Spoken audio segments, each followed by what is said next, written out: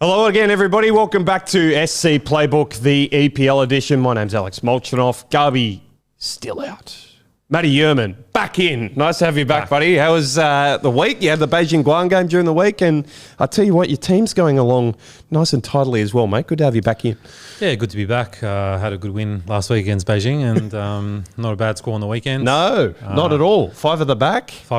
Ultra defensive. Yeah. Was that a read of the fixtures, or was that just a look at your team and thinking? Yeah, bit of the fixtures. Yeah, I like the fixtures those players had, and I thought, that's a good way to score big. Got my Haaland captain at the other end, and two in midfield, which is very rare, I guess you could say in these sort of fantasy sort of games. But it did all right. I could have gone better, but now I'm pretty happy with 97 this week. And just to add on to that, Garby, ever since he's given me some lip, he hasn't turned up. So. Not happy, Garby. Where are you? Yeah, hasn't had many games to play either that I've been checking on, but maybe he can tell us wrong if he gets back into the studio at some stage. It's great to have Spy in last week. For all of you that weren't across the base stats chat that we had, all that sort of stuff, lots of good insight into how you should be setting up your team. A bit more insight into the Supercoach side of things. Me and Matty, we're watching the football. We're looking at that sort of thing, telling you players that impress us and don't, but Spy gave us a good insight into what you're looking for in terms of some players that are maybe undervalued by the rest of the community and guys you should be looking to get in. I saw Matty took his tip on bringing Sean Longstaff in this week. I might be following him in this week with a break-even still fairly low. So we'll get into that as we get through. A reminder, as always, at SC Playbook on X, Instagram, Facebook, all the clips from the podcast, all the little words of advice coming up from guys like Harry West, Steve Nikolovsky down in our Melbourne offices, just putting through their plays for the week. And you can get all their articles through an SC Playbook subscription, which costs you just $2 a week, less than a daily cup of coffee, access to numerous premium deep dive articles on our website every week, as well as access to the WhatsApp community, which was buzzing this weekend. We won't have so much team setups, but we're going to get into some players that we think could explode over the next 4 weeks with an international break coming up this week. We'll chat a little bit about the Socceroo squad and what we've seen ahead of Canada and the USA right at the end of the podcast as well. If you're along with us for that long, a reminder as well, if you're into your NFL cricket, NRL is over now. How did your NRL team finish up, Matty? Actually, NRL season? With the finals, it was a whole different competition, right? And I had Reece Walsh as captain. So I actually enjoyed that game. The Clive. He's on fire. Man. Mate, what a game. I've never seen someone, apart from Cleary, obviously, a couple of years ago, but he just really took hold of that game and made a big name for himself. Different podcast, but hey, I'll tell you what, you compare those two in terms of grand final performances of all time. Reece Walsh, what a beauty. But all those other branches of Supercoach open now as that wraps up and we get into the summer months. There's plenty of free time on your hands, so you should be into these. NFL, cricket, NBA started up over the last couple of weeks as well, and that's all for just $2. So head to scplaybook.com.au. Subscribe in the menu. We've touched on your team already. 97 score, Matty, sitting just under 700 for your total at the moment. Raya scoring for you well.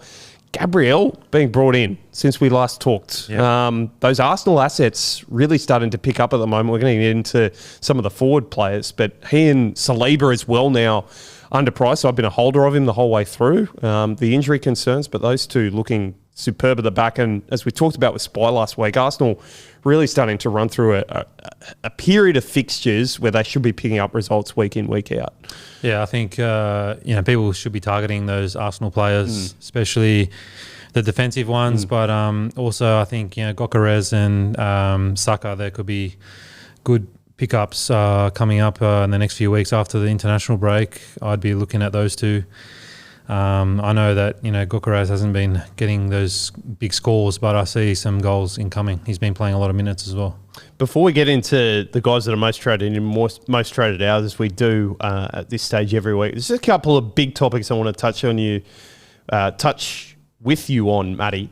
The first is Mohamed Salah, who seems to come to the top, and we are having this conversation week on week just about when is the time to bring him in if you don't have him, and suddenly the word has reversed this week, where people who have been holding him, started the season, you're one of them, are starting to look at moving him out just because the output hasn't been there. Liverpool suddenly on a loss of 3 straight games, 3 straight run of losses. I'll eventually get there.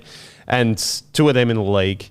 Didn't perform well against Crystal Palace. I think a team that are set up to really negate some of their strengths, but this is now a trend which is looking like it's going to continue for a while. His average in points, I was looking at a good graphic posted on the SC Playbook socials where he's been in double digits on Supercoach scoring statistics for the last 5 seasons. He's down around a 7 at the moment, which is well below what his break-even was at the start of the year. He's now under 10 million to pick up over the next week. What are you thinking as an owner from the start of the year about Mohamed Salah? Yeah, I mean, there was those games at the start of the season where he was sort of picking up some points, not playing well, watching them play. But I think, like you said, I think he's probably more trade out than trade in. But at the same time, he has good success against Man United. So usually, it's a tough time to trade him out, in my opinion, because I always see him stepping up for these games against Man United, and it's one of those ones where do you hold off a week or do you take the price decrease again, and it just keeps going down. It just depends on how much you back Salah to do something in this next game, I guess. So now at just over 9 million, as we're sitting here ahead of the international break, he'll go away with Egypt as well and play a couple of games there. What have you seen change from him this year? Has it been more that he has been stuck wider on the right with the inclusion of Isak since he's come in? I know Florian Wirtz is not scoring, but saw a compilation of some of the touches he's had, and actually struck me watching that Chelsea game how integral he is in getting on the ball, I think in similar positions to the ones Salah used to. Is that what's impacting things, or is he just not quite at the races he was? He's lost Diogo Jota. Heard a podcast mentioning that this week. It could all be tying in together, the emotion of it all, together with the fact he is getting older. Liverpool at the start of the season weren't particularly keen on extending his contract. You remember the interest from Saudi Arabia. There's all these combining factors at the moment, and it's easy to read into that, but as a player, is that something you're thinking about? Are there things that can affect you more than just what is happening on the pitch, or is it all down to that? Is that what you're looking at as a player in the sort of, I don't want to call it a form slump, but it is a downturn in what he's been producing over the last 4 or 5 years for Liverpool? Yeah, I think you've you're pretty spot on there. I think there's a lot of things that have accumulated up to why Salah's not been himself lately. Obviously, it's a massive one, losing one of his mates. He comes to games and they see him, see his locker still there, I think, and that's something that can affect you obviously mentally quite a bit. And I don't know. I think maybe the new players have sort of taken a bit of his light away in terms of where the ball goes. Sometimes, but last few seasons they've always looked for him on the right. So now they've got a bit of a mix and a bit less predictable, I guess, in that regard. But yeah, I think he will come good. I can't see him just like doing this sliding the whole like season. This the whole year. No. I can't see it having a whole season for Salah being like this. But yeah, just time to tell when the time's going to change for him as a Supercoach player and as a player as well. The combination with Isak, is that because this strikes me as something when you put that team together, it looks like one which would make sense on paper. You've got the tall guy. Isak is a guy that can bring his wingers into play, is someone who likes to receive the ball deep. He's not a Haaland who's just out there looking for goals. Yeah. And that's not the way Liverpool are looking to use him. It was the same with Wirtz when he was brought in. I thought this is a guy that's going to be spraying balls all over the pitch. He's going to be able to bring him into play. Just looking at them on paper as a 3, it does seem like it would make sense. Is that adding confidence for people, or is the eye test at the moment that, no, they haven't figured it out, so therefore they're not going to figure it out? You're right. The Man United game is one for me that could tell us a lot. And for that reason, for Salah owners, I'd be urging a hold just for this week, as you've just said. But do you think they can figure that out as a 3? Such quality players altogether. Yeah, I mean, they're quality players, but you don't always see the quality players come together and be able to, figure it out. So, but I think they will. And this could be a massive game for them to, turn that around. At the same time, Man United, 3 games, I think, unbeaten. They've had 3 wins in a row. So, their confidence is there maybe, but Yeah, I mean, Liverpool players always turn up for these games. They hate the Man United players, to fans, and they always turn up to try and get a win against them. So, is it at Anfield as well? It's at Anfield. I mean, yeah, I'd be looking at holding them. Yeah, that's a tough one. But one more week. One more week. We'll say it again for Salah. One more week. This time floating the other way. Let's have a look at some of the Arsenal assets worth trading for. The big question marks around Martin Odegaard now, an MCL injury looks to be confirmed. So the shoulder problems that plagued him, such a disappointment as an owner, because in the Champions League and the last league game, he really had looked like he was finding his touch again. Is now the time for Eberechi Eze, because he seems the most obvious to come in and take that spot. But as I spoke about with Spy last week, he'd sort of been used as a winger so far, came in and made a very good impact on the weekend. Yeah, I think he's the one that's going to come in that position. And yeah, I think it's a good time for him now to get settled in the Arsenal team. Yeah, it's a bit of a stop-start season for Odegaard, but I mean he'll be back maybe in the next 6 to 8 weeks. But yeah, it could be Eze time now to jump on that and see how he goes. I expect big scores from him in the next few weeks. So sitting at 8.7, so you will be, if you're looking to go like for like there, you're going to have to take something away elsewhere. A lot of people doing that at the back with some of the guys that have built value over the course of the year. Arsenal, as we spoke about with Spy last week, coming into a really strong run of fixtures where they should be picking up results. Fulham away, Crystal Palace at home, Burnley away, and then Sunderland at the Stadium of Light before the next international break, which is a really, really nice run to get their teeth into. Looking a little bit further back, actually, let's stay forward because Bukaya Saka is another one who's come back into fitness. Fourth most traded in this week, around 8.94 million.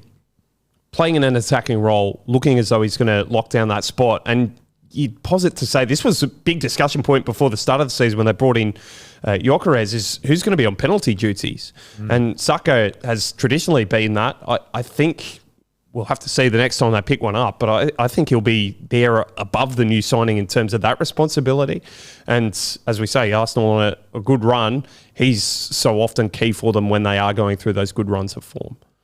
Yeah, I think he'll start hitting his straps now. Yeah. Top player, obviously. Everyone knows him and knows what he can do. It would be good to know if he was going to take penalties for people trying to bring him in, but I think either way he's gonna be involved in everything in the next good month or so after the international break, and at his price, it's if you are looking to put Salah out of your team, he could be a good trade in. The other one that has been starting and been in and around the squad is Miguel Merino, who's been playing up front at different times when Gyökeres hasn't been started. He's just over 7 mil at the moment. I can't bring him in for that price, but he's someone I would be keeping a very close watch on as well, because with Odegaard out, he's a like-for-like player that can come into that position as well. So keep your eyes on the team list there over the next couple of weeks after the international break, because I think he's a quality player as well. Don't know if you disagree with that, Matty. No, probably not. Yeah, I'm just lobbing you. Yeah, he's a good player, isn't he? Yeah. No, top player, but he's not the one I'd be targeting, to be honest. There's too many other ones that I'll be looking at. Obviously, a good pod if you're trying to go against the grain in terms of people bringing him in. But there's other ones that I'd have ahead of him, but you could go against that, and that could work out for you. Another one whose base stats have showed up as being quite strong over the first 2 months, and we should have expected this, is Declan Rice. His break even down at -10 at the moment, sitting around a 9.53 mil. I struggle to find a like for like that's popular at that price around the competition at the moment, but again, another one, if you're looking to perhaps upgrade a couple, I've got a midfielder that's really in that price range at the moment. But you could be looking at just for those base stats. Moises Caicedo was another one who came into conversations. We'll get to Chelsea in a bit. Wonderful goal he scored over the weekend. But Declan Rice, another one who has that free kick potential as well. Yeah, for sure. He'd be, he's always in the team as well. You don't have to worry about rotation too much. And it takes free kicks. Can't see him not taking them as well with Odegaard out. So, the other one's probably, Grealish as well. He's scored a good goal on the weekend. Yeah. Obviously, won't be playing next game against Man City, but traded him out the wrong week, but that's all right. Those ones I'd be looking at. And then obviously you got the guy that you traded out a couple of weeks ago, or last week, was it Bruno? Yeah, Bruno Fernandes, still sitting around that high price point. So he could be an interesting one at different times. I've lost myself money with that little move. There's just been some disasters this year. And Gyökeres, another one you've been keen on, moving nicely through his minutes at the moment. Seems to have won the trust of the Arsenal faithful and of Mikel Arteta. Garby's got him in his team at the moment. He's the only one of us three that has. I'm interested in seeing just how patient he'll be, probably over the next run of fixtures for Arsenal, but we'll keep an eye on how he's tracking as well. Can you just give me some insights here? I want to get to Sean Longstaff because he's been well talked about across the Supercoach community as someone who's going to come in and build trade value quickly. His break even this week is still at minus 16. Scored 8 on the weekend, which was more than enough for Leeds United. They've got a good run of fixtures coming up, as we mentioned last week. I don't think it's too late if you've missed the boat. I'm certainly looking in terms of Ødegaard's price drop. He's one, as we sit here a week before trades need to be made, that I think I'm going to be bringing in just for that quick price rise and hopefully move ourselves to upgrade a little bit over the next couple of weeks. Impressive play while he was at Newcastle, but wasn't one that struck us at the start of the year at all, was he? But an attacking player who gets in those positive positions very, very often. Yeah, and he almost scored again on the weekend, which would have made his value go up even more. So definitely I think that's someone that I'd be looking at trading Ødegaard out for if I had him. I think he's still got a lot of money to be made, especially with these 3 games coming up for Leeds. And someone that you can, make a lot of money from and, flick down to someone in 3 weeks' time who's dropped in value and put money into the big defence or another forward. Yeah. Harry West has written a nice article this week about finding gold in the bargain bin is the title. So guys that have dropped in value over the start of the season and where you could be looking to pull up some value. So one of the questions he poses this week is the double bueno gamble at Wolves. Hugo is one who's been identified as having these really good base stats as defenders. That's what we're looking for. 9 and 8 over the last couple of weeks. He's only done that twice in 6 weeks, but that's all with 0 clean sheets so far for Wolverhampton Wanderers, who come into a run of 3 games up next. Sunderland away, Burnley at home, Fulham away. You're not one looking to trade out your defenders at the moment, Matty, but he's one that for me catches the eye just because of that good base that he's built for himself and the fact that Wolves should be picking up some points in those fixtures. They haven't kept a clean sheet yet, as I've mentioned, but they're moving that way. They've been improving in performance week on week since that really slow start to the season. Vitor Pereira is under a bit of pressure as their manager, but I can see the next month as somewhere they can make up some ground against teams that have come up, started okay, and then may just be going to a point where they're struggling. Sunderland particularly have been very strong at home, put them in the same category as Leeds United as a team that have come up and established themselves as a team playing really well on their own patch, but have struggled when going away from home. Your overall thoughts on Wolves, the little bits and pieces you've seen of them so far this season?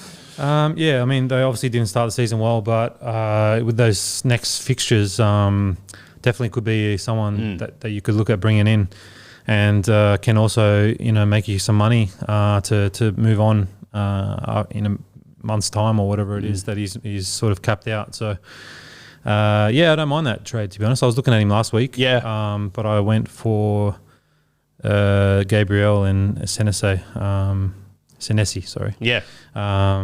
So I went for those instead. But if you're looking to build money at the back, he's someone that I'd be bringing in for sure. Comes in at that lower price point. So can you talk us through the thinking for Senesi? And I think it's pretty clear to people who've been watching Bournemouth, but you've gone big on your defence and it's paid off because these guys are scoring consistently. And for Palace particularly, they look as though they are just so sound back there. Similar with Bournemouth, right? And that's the reason we're talking about these sorts of players. He has been one that has stood up remarkably well and is now priced around 11.4. He's a gun. He's a premium defender. which not too many saw at the start of the year. Is he someone you're looking at as a season-long hold now? Yeah, definitely. I think some of these defenders that I've got now, I do see them staying in my team. Yep. Hopefully for a while. They'll pick up points even against the better teams, I think, in my opinion. And obviously him and the other players from Bournemouth, they're all hitting their straps really well at the moment. They're obviously in the top 4 and they've started the season really well. So for me, I can say anyone that's looking at bringing Senese in or any sort of Bournemouth players, I'd be pretty confident on doing that. Okay, last one to touch on before we get into most traded in, most traded out. The part of your team you're looking to improve at the moment, I'm guessing, is your forward line more than anything. Yeah. And there is a glaring hotspot there in Richarlison sitting just over 6 mil at the moment. Your thoughts there? Is there anyone who's caught your eye that you're looking to move in over that similar price point, or are you looking to shuffle your team around to try and bring in a higher priced player up front? I was thinking about Gyökeres, to be honest. I like he's around the same sort of value, 6.5 mil. So yeah, he's one I'm looking at bringing in. I think he's going to create some value in the next few weeks. Could even be a longer term hold as well. Someone that's playing almost 90 minutes every week, and it's just if you can create some more value there with getting Saka in, that's also a good shout. But around the same price, looking at him. And also, what's his name? Who are you looking for? Semenyo, Kudus, Voltemade? Daniel Marlin. Daniel Marlin. Wow. Okay. I can Talk me through that. I can see him making some value, actually. Just with a similar sort of thing to Longstaff. He's very cheap, 4,700,000. He's -9 break even. Yeah. And if you want to sort of downgrade to sort of make some money, I see him as being a good value option, with his big score on the weekend. Yeah. And we didn't see that coming, did we, from Villa either? No. It was off the back of Ollie Watkins breaking his duck the week before. So suddenly some attacking talent. You worried about his minutes at all? Because he did get that start against Burnley. You assume he'll be in the team, but he's been one who has been blocked out by Watkins over basically the course of the 2 years he's been there. Yeah.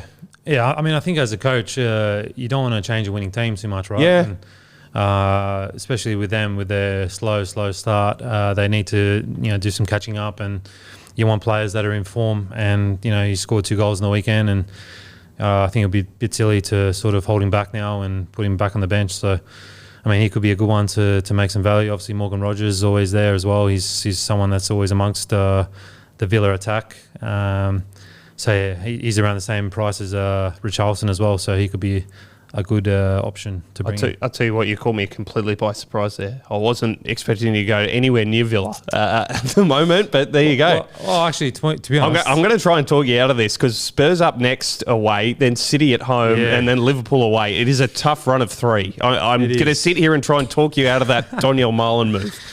Yeah, that now that you've mentioned that, it doesn't look as good as it sounded. I'll tell you what. You're right about the break even. That's something to look at. I just think with Villa and the way they've started this season, I know they get the 2 goals against Burnley. There's some other options out there. Yeah, I mean, around that low price point. Yes, you're right. You're looking for Igor Thiago Mark II, aren't you? Really, the guy that's going to come in and play and score goals regularly. Yeah, I mean, obviously the main one for me would be trying to get in Semenyo, because he's just been on form, and 2 goals and assist on the weekend. I'm sort of regretting holding Salah now, because he was my trade thought a couple of weeks ago. But I didn't pull it. But yeah, I mean, Can I try and talk you into someone? Nick Voltemade at Newcastle. He's break even down -2. Newcastle, I think, are starting to attack better. He looks a player full of confidence, and he looks like he's not going to be put off by the pressure there. Brighton away, Fulham at home, West Ham away, Brentford away after the international break. That's a nice little run of 4 fixtures before they take on Man City. And his value is just over 7. So if you're looking at like-for-like price point, a little bit of an upgrade on Richarlison where he's sitting at the moment. But yeah, I like that option. He's -2 break even as well. He's a big signing for them, so he's not going to be on the bench anytime soon. The Isak replacement. Yeah, very much so. Yeah, he is. Yeah, similar type of like. Will drop in, get involved in play. He wants to get involved. He's also quite tall, but ultimately a finisher, right? Yeah, exactly. So he could be a great option to bring in. Just depends on your team and what your balance is, and what sort of positions you need to bring in. Right, let's have a look at the traded in. That's given us a nice little tasty hint into our trade thoughts a little bit later in the podcast. Let's talk about who some others have been bringing in. So Marc Cucurella is back at the top of the tree this week, 6.6 after a slight drop in value. And this is the stage of the season we're getting to, right, is where guys who have been popular early in the year have fallen off the block. This is where we're sort of looking to get them back in. It's something we've got in Supercoach in terms of, you are encouraged to take on the value that guys are providing. So that 6 million price point, I think it's a hold for me at the moment with Chelsea. But looking at their run of fixtures, like Arsenal, it's slightly encouraging, and it's the reason I'm actually not looking at trading out of Joao Pedro, who's part of that glut of most traded out this week. But Cucurella is a regular starter. Again, a guy who's going to fly forward for Chelsea. What do you make of their style of play this year? There's a couple of their guys who are picking up solid base stats at the moment. Cucurella not necessarily one of those, but part of a defence that should be picking up clean sheets over the next month or so. Yeah, I don't mind that trade-in, to be honest. He's a defender I'd be looking at bringing in, Cucurella. Caicedo is another one. Yeah.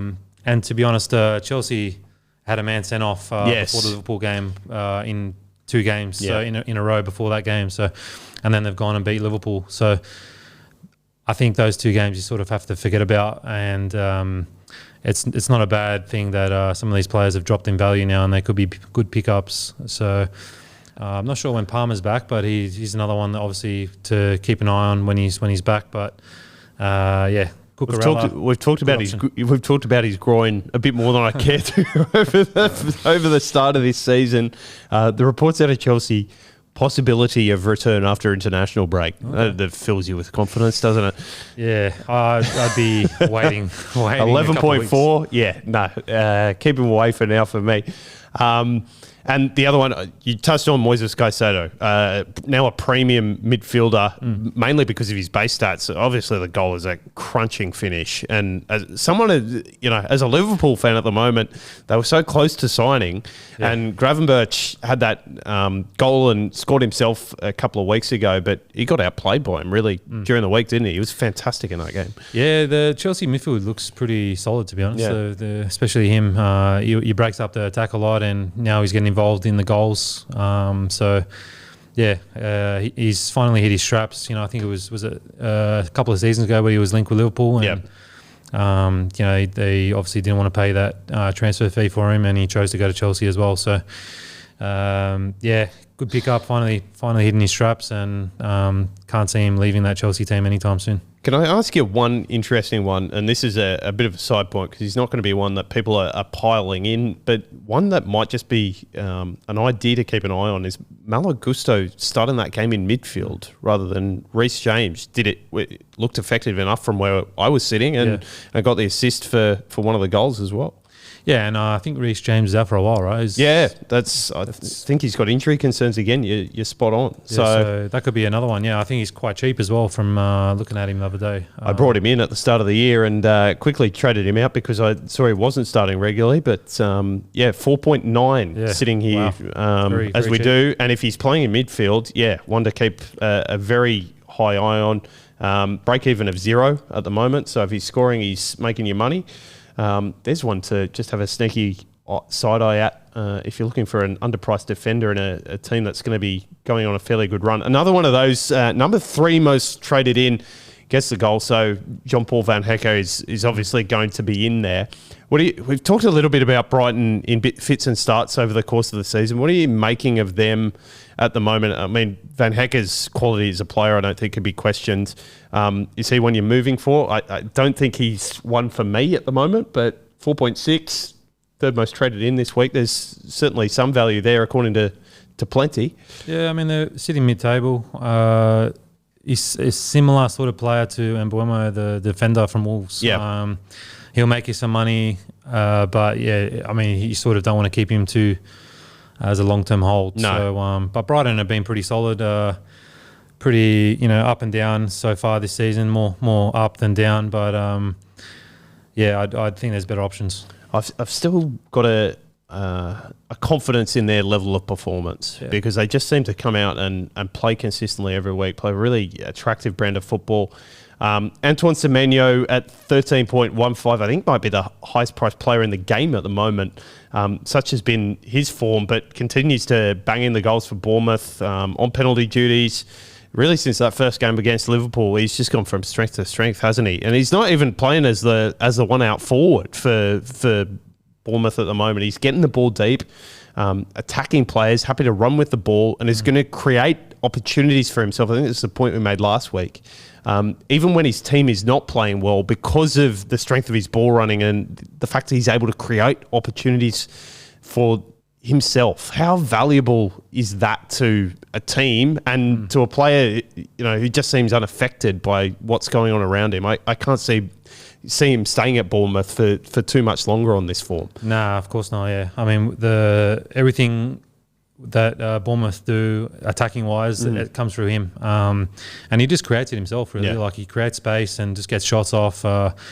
He's going to have a lot of assists this season as well. He just makes space and little step overs in the box. I was actually watching that game on the weekend, and I was sort of hoping he wouldn't have any influence at all on that game, and obviously he's had a massive influence and scored big. So I think Haaland's obviously number one in the league in terms of value, but Semenyo's creeping up to him. And you're right on. And he's a good player to watch. He's a good player to have in your team. So whoever's done well on bringing him in, congratulations so far. Let's have a look quickly at people thinking about moving. Jack Grealish, you traded out last week, gets the goal, but he's still number one most traded out this week. So 8.8. Everton coming into a tricky run of fixtures. Dewsbury Hall's an interesting one because he's going to come back in to Everton's team this weekend. Where are you generally on Everton at the moment? They're about to go through City and Tottenham, which means you're not moving for either of these players at the moment. But for owners, are you encouraging a trade at the moment? I'd probably hold off a couple of weeks. Obviously, Grealish is getting traded out because he can't play against Man City.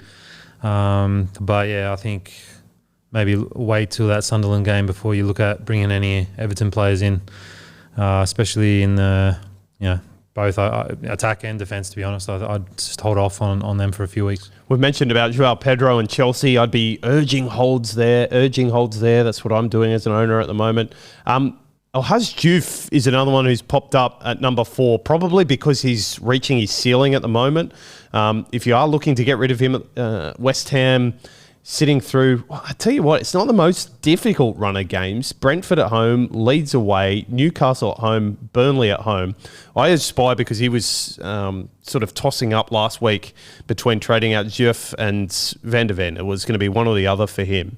I said hold Diouf because I still think there's a bit more in him. His base stats are very solid, and West Ham under new management now, right? So Graham Potter there at the start of the year. Nuno came in, took Nottingham Forest to European football last year by establishing a solid base, making sure that they were picking up clean sheets every now and then. I know West Ham have been very, very piecey from set pieces, which is a worry considering how proficient some teams have become England, at exploiting that in England. But if he can get that sorted out, I think they're a team with all the talent to keep them, solidly lower mid-table at the very worst. That being said, if everything continues on the track it is, they're going to be in a relegation scrap. So interested in your thoughts on that. And how much is it a worry as a defender when you are conceding from set pieces? Because I know it can feel like you just throw your hands up in the air and go, well, we're stuffed. You know, how much is that on coaches, systems, individuals? Which order, I guess, does responsibility fall there? Yeah, I mean, if you're copying goals from set pieces, it's a big worry for a coach, for starters. But then it becomes a mental sort of thing. Yeah. Every time you got a set piece, you think, oh no, you know, there's a goal coming or there's a chance coming. You need a keeper is a big thing for that as well. Yeah, you want him to come out and control pick up those long sort of kicks where there's a bit of space. You know, but sometimes there's a lot of room. Yeah. But then there's with West Ham, I think I've watched some of their highlights and the keeper has sort of been at fault for quite a few goals. You know, you should have collected quite a few, and then sometimes he's staying in his box and he's not coming at all. So with Juve though, I think he's a good pickup. I think that's someone that you could definitely hold for now with the new coach. Once he gets his system in, he's also a very attacking player as well in a fullback position. So someone that you could definitely hold for the next few weeks as well. I'm not sure who they've got coming up. It's not too bad a run. It's not too bad a run at all. Brentford at home, Leeds away, Newcastle at home, Burnley at home. So they're playing at the Olympic Stadium. Definitely hold. Yeah. Okay. There we go. We concur on that point. And the final one I'm going to get your take on is Mickey van der Ven, because people are moving to trade him out. He's sitting around that 9 mil mark at the moment with some of those value defenders we've touched on that might be able to replace him and then upgrade in different position. Spurs coming into a tricky run of fixtures, not immediately, but so Villa home, Everton away, Chelsea at home, United at home, Arsenal away over the next 5 games. So where are you sitting? It was a tight, scrappy win over the weekend against Leeds United, wasn't it? But the fact they went to Ellen Road, which it was the first loss at home for Leeds this year, suggests to me they're still playing okay. I know there's a rush to trade out Van der Ven because he's not scoring consistently, but again, how are you feeling as an owner? With Tottenham, I mean, the defence hasn't been too bad in some of these games. Some they have, but like they're a bit inconsistent at the moment, but they're also doing quite well in the league. If you look at the table, where are they? The third. So they're not doing that bad. In terms of Supercoach, he could also score higher, but he's also had a few goals in Premier League and Europe. So if you wanted to trade him out, I'd be looking at Cucurella or Saliba, someone a bit cheaper, and they could be holds. But for now, I don't see a rush to get him out of your team. I think the next few games that'll be a bit more telling to see if you want to trade him out. There we go. That's a basic rundown. Number 6, I think Daniel Ballard explains himself. Not playing for Sunderland, not playing for Sunderland. So I'd be moving him on at 5.6. There's still time to get one of those value players in at the moment. That should be one of your trades you're looking at over next week. Those injury concerns, most of them we've been through. Cole Palmer's groin, possibility of a return after the international break is the word coming out of Chelsea. Martin Odegaard's knee is going to keep him out for 6 to 8 weeks, so another that you're looking to trade. Not too many with Reece James in their team. He's withdrawn from the England squad. I wouldn't take that as a sign that he's going to be out for any length of time, but just a watch there. Alisson Becker, again, not one of the higher-owned goalkeepers. Ruled out for a few weeks with a hamstring injury, and Rodri's thigh means he's out for 2 or 3 weeks. You're an owner, you've held him. He's been not good. Building value at snail's pace, hasn't he? I think he's around 4.2 now after starting at 3.9. That hasn't quite been the cash generation option that plenty hoped it would be at the start of the year. Yeah, it hasn't. It hasn't really gone to plan, but it hasn't really gone too far down either. Obviously, scored a 2 on the weekend, which wasn't great, but I mean, the midfield's not really a place where people are targeting at the moment. No. So you can keep him on your bench for now, and hopefully once he gets back, he starts creating something. It's not an urgent trade, is it? No, not urgent. No, not at all. When you've got the ability to do so with some other players out. Trade plans for after the weekend, what are you looking at the moment, Matty, without locking yourself into anything at this stage, knowing injuries could play a hand over those couple of friendlies most teams have got? I'm not entirely sure yet, but I think Richarlison has to go out of my team. Yeah.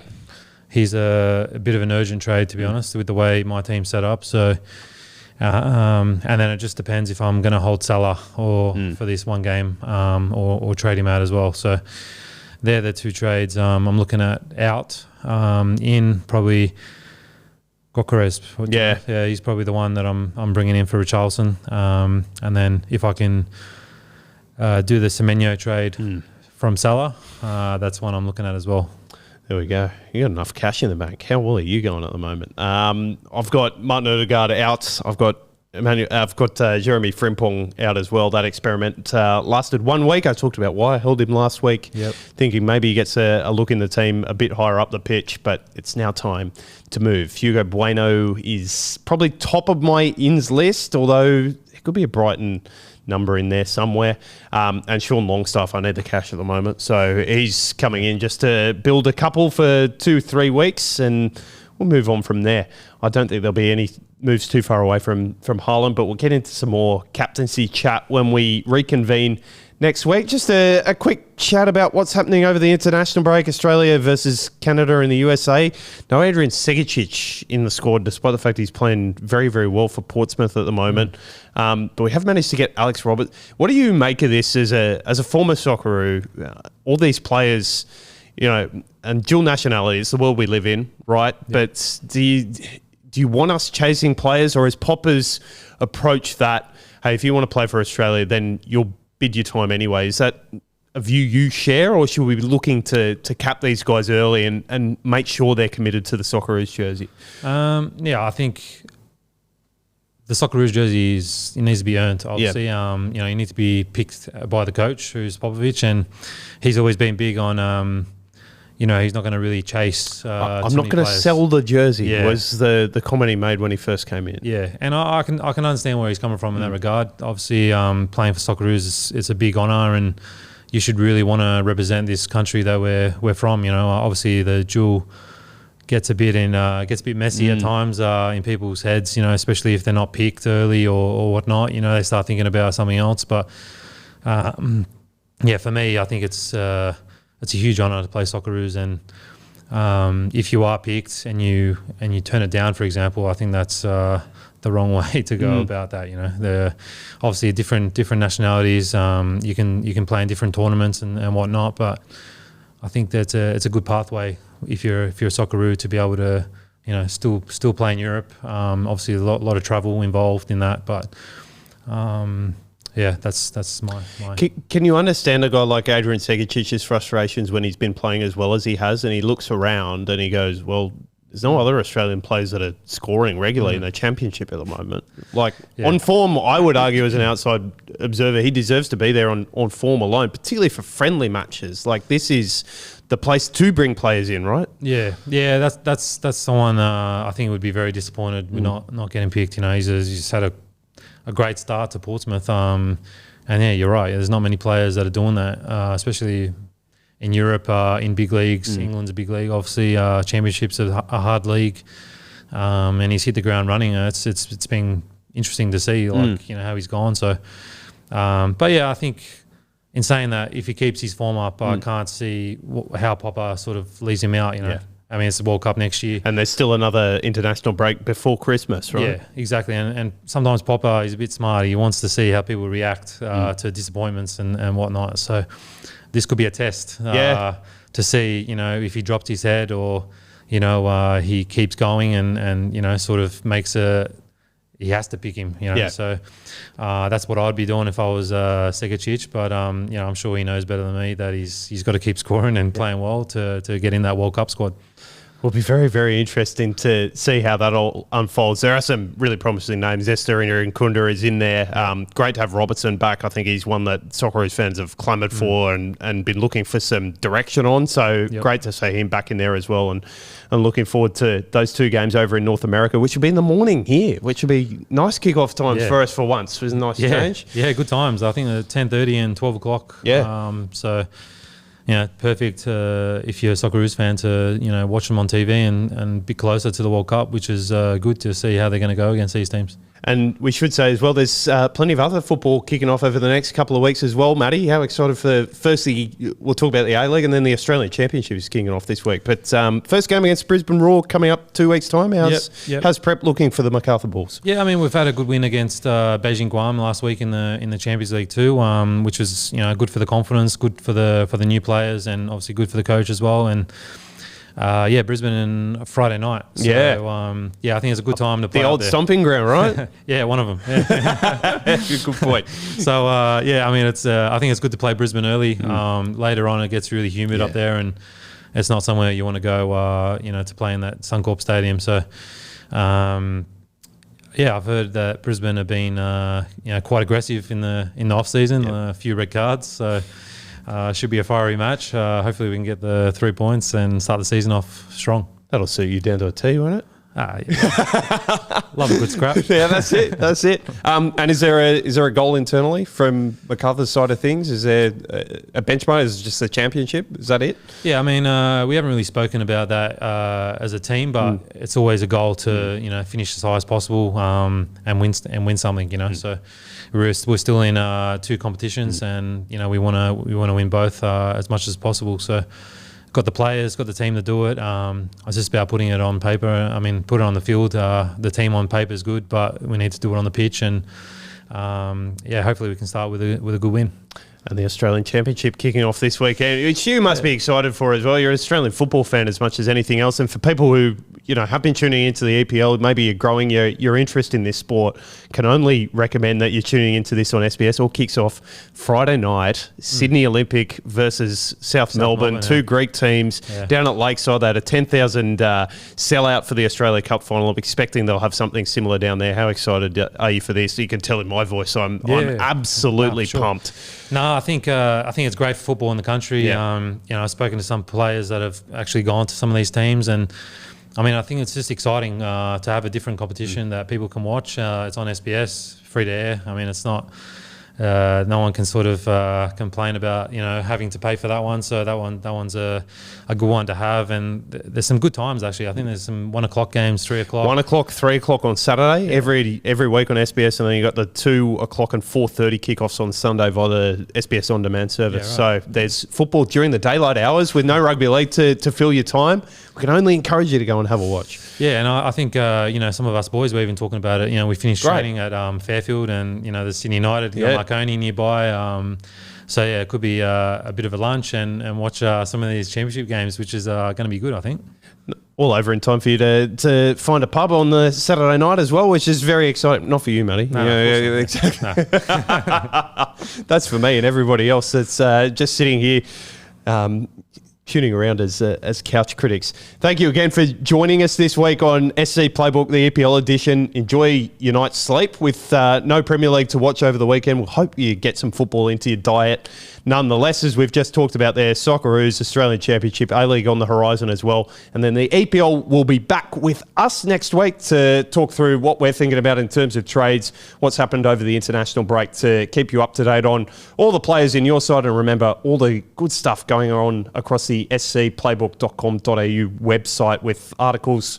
Already had 2 or 3 go up this week on a season keeper analysis, strategic downgrades, and a few other things here and there. But until next time, Matt Jurman, thank you. Thank you. We'll be back. We'll be back. And, talk to you next week. Goodbye.